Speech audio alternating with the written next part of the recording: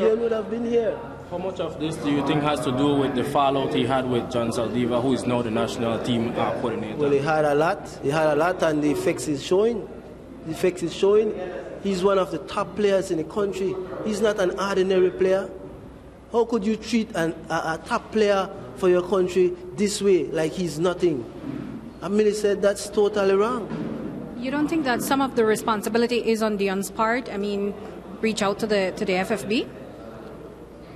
I don't think so. I believe that if you are an international player, the FFB should make some kind of effort to make that connection to Dion. They're saying that they have Facebook, evidence that they were having conversations with him, checking up on him. That's not so. Dion made that video to let the country know his position. Nobody had no kind of communication with Dion.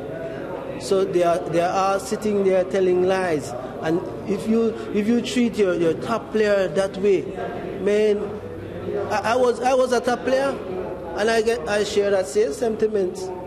I get treated almost like Dion. Okay. As a footballer yourself, they're saying that Dion isn't in top shape and top form right now because he hasn't been playing.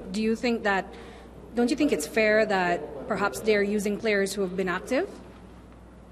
Well, if you undergo a surgery for a sports injury, you need time to recover, 4 to 6 weeks. After 4 to 6 weeks, Dion is training.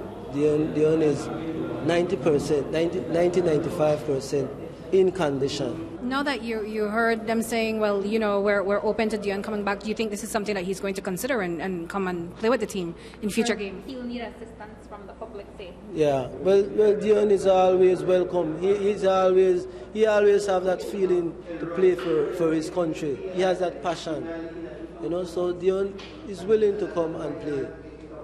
Do you think he'll come back this time? Well, I'll have to talk to him.